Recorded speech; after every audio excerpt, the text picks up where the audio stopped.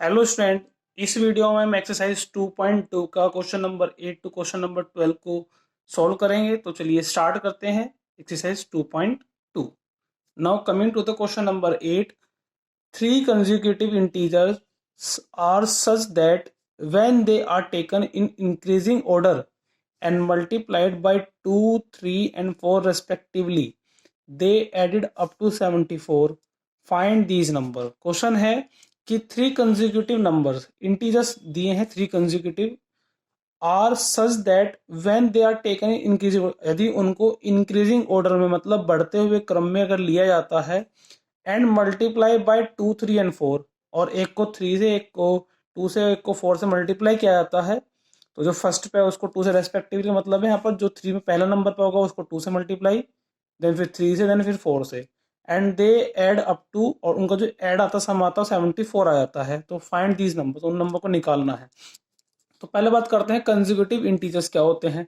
Integer मतलब number कोई भी, कंजिक्यूटिव मतलब होता है लगातार आने वाले, मतलब जैसे अगर हम बात करें 1, देन उसके बाद नेक्स्ट नंबर कौन सा होगा 2, मतलब ये जस्ट इसी के बाद है, देन इसके बाद 3, देन इसके बाद 4, इस तरह से। तो ये सब हमारे जो है कंजिक्यूटिव नंबर इस तरह के होंगे। तो लेट मैंने मान लिया कि let the first consecutive integer जो होगा इसमें b is equal to x, हमने यहाँ पर x ले लिया। तो देन अगर ये x है तो सेकंड वाला जो होगा वो होगा सेकंड वाला x प्लस 1, उसमें एक ऐड कर देंगे, नेक्स्ट इससे आगे नेक्स्ट x प्लस 2, इस तरह से दो नंबर हमारे पास और मिल जाएंगे ये। अब नाउ क्या करना है, इनको एक इंक्रीजिंग ऑर्डर में अरेंज करना है। तो इंक्रीजिंग ऑर्डर हमारा x, देन उससे बड़े वाला x plus 2, then x plus 1 plus x plus 2, इस तरह से। नाउ अब क्या करना है, मल्टीप्लाइड बाय 2, 3 एंड 4, तो पहले वाले को 2 से मल्टीप्लाई, देन 3 से दूसरे वाले मल्टीप्लाई, फिर 4 को दूसरे से multiply, then they add up to 74, और इनका जो सम आता है वो आता है 74, ये क्वेश्चन कह रहा है। नाउ अब ये कंडीशन से हम क्या बनाएंगे, यहाँ पे एक क्वेश्चन बनाएंगे जिसको हमें सॉल्व करके x की वैल्यू फाइंड करनी है। तो चलिए स्टार्ट करते हैं। 2 की मल्टीप्लाई x से करेंगे, 2x यहाँ पर आ जाएगा, प्लस 3 इंटू एक्स से करेंगे तो 3x, और प्लस 3 इंटू 1 से करेंगे 3, ऐसी ब्रैकेट सोल्व करेंगे, 4 into x 4x, plus 4 to जा 8 इक्वल टू 74। नाउ एक्स वाली टर्म है, इनको आप ऐड कर लें, एक एक्स यहाँ पर है, एक एक्स वाली टर्म यहाँ पर है, एक यहाँ पर है, तो तीनों को ऐड करेंगे, 2x प्लस 3x 5x आ गया, प्लस 4x यहाँ पर 9x आ जाएगा। देन उसके बाद प्लस 8 और 3 11 equal to 74। Now 9x is equal to 74, 11 को तो ले जाएंगे कॉन्स्टेंट टर्म के साथ, equal to 11, 9x is equal to आ जाएगा ये 63। Now x is equal to 63 divide by 9 को तो शिफ्ट करेंगे नीचे की तरफ, x की वैल्यू फाइंड करनी है, 9 7 जा 63, तो x की वैल्यू यहाँ पर आ गई 7। तो पहला नंबर जो होगा यहाँ पर जो कंजिक्यूटिव है वो पहला होगा 7, देन उसमें 7 प्लस 1 जो हमने पहले किया था, 7 प्लस 1 नेक्स्ट नंबर यानी कि 8, देन नेक्स्ट नंबर 9। तो इस तरह से हमारे पास ये नंबर निकल कर आ गए। Now question number 9, the age of Rahul and Haroon are in ratio 5:7। दो पर्सन है, एक राहुल एक हारून, और दोनों की जो एज का आपको यहाँ पर रेशो गिवन है 5:7। 4 ईयर लेटर, 4 साल बाद, the sum of their age will be 56। उन दोनों के जो एज है उनका जो सम 56 ईयर बैठता है, तो व्हाट आर देयर परसेंटेज, उनकी परसेंटेज क्या होगी। तो लेट हम मान लेते हैं, सॉल्यूशन करते हैं इसका। लेट हम मान लेते हैं कि let the Rahul present age, अब उन देखिए उनके जो उनकी एज दे रखी है आपको, रेशो में दी है 5 और 7। तो कभी भी अगर कोई चीज रेशो में गिवन होती है तो उसको हम एक्स में किस तरह रिप्रेजेंट करते हैं, जैसे राहुल की अगर 5 में है तो आपको 5x, और अगर यही एज हारून की है, Haroon present age is equal to 7x, तो हम यहाँ पर एक्स में प्रेजेंट कर लेते हैं इनको रेशो को। नाउ 4 ईयर लेटर, अब 4 साल बाद, जैसे आपकी अगर एज अभी इस बार अगर हमारी 12 है, किसी की अगर 12 एज है, तो 4 साल बाद इसकी एज क्या होगी, प्लस 4 करेंगे 16 आ जाएगा। इसी तरह से हम यहाँ करेंगे आफ्टर 4 ईयर, 4 साल बाद क्या होगा, इन दोनों को एज को हम 4 ईयर ऐड कर देते हैं। तो after 4 year the sum of their ages will be 56, उन दोनों की जो एज है आफ्टर 4 ईयर, मतलब 4 साल यहाँ ऐड हो गए और 4 साल हमारे यहाँ ऐड हो गए, और इनका जो सम है दोनों की एज का कितना आता है 56 यहाँ पर आ जाता है। तो हमें यहाँ से एक इक्वेशन मिल जाती है। अब इसको हमें सोल्व करना है सिंपल, और आपको एक्स की वैल्यू फाइंड करके इनका प्रेजेंट एज बतानी है कितनी है। तो चलिए स्टार्ट करते हैं। तो ऐड करना है, जो जो आपके एक्स वाले टर्म है उनको एक साथ कर लें आप ऐड। तो 5x प्लस 7x यहाँ पर हो गए 12x, और 4 और 4 यहाँ पर हो गए 8, plus 8 is equal to 56। Now 12x को आप यहीं रहने दें, 56 माइनस 8 यहाँ पर आ जाएगा। 12x is equal to 56 minus 8, 8 और 4 48 यहाँ पर आएगा।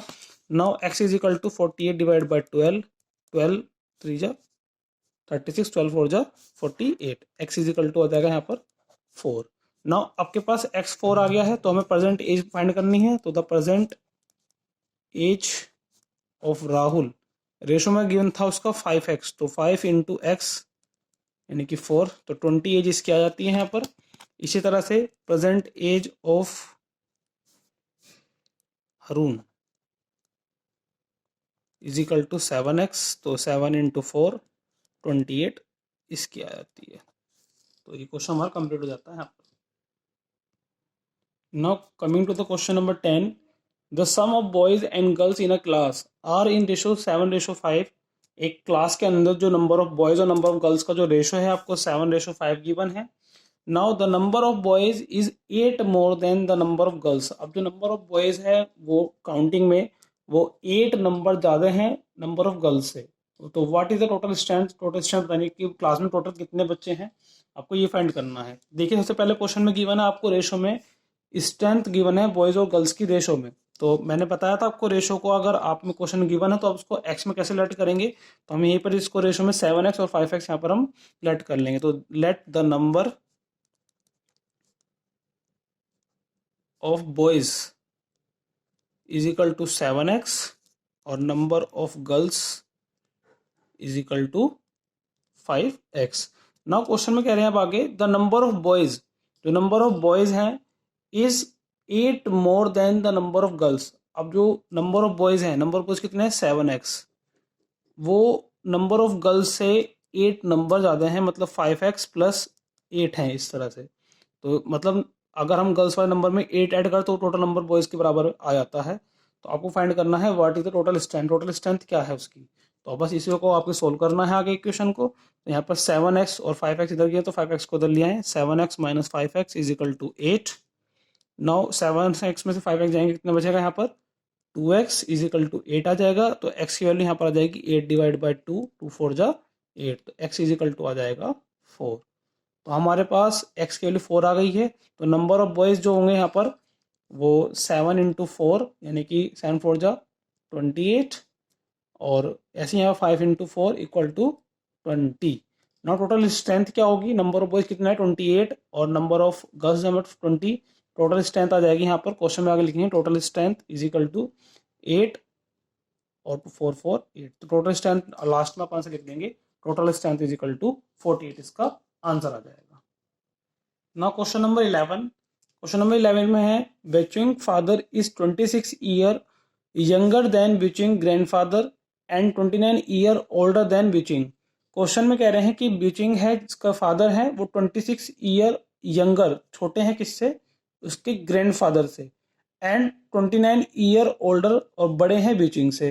तो the sum of their ages of 3 is 135। अब तीनों की जो एज का सम है वो 135 आता है। तो what is their age each of them, तो हर एक की आपको एज यहाँ फाइंड करनी है। तो सबसे पहले आप देखें यहाँ पर आपके पास 3 पर्सन है। 3 पर्सन कौन कौन है, एक तो बिचिंग हो गया, दूसरा यहाँ पर फादर हो गए उसके, तीसरा यहाँ पर ग्रैंडफादर हो गए।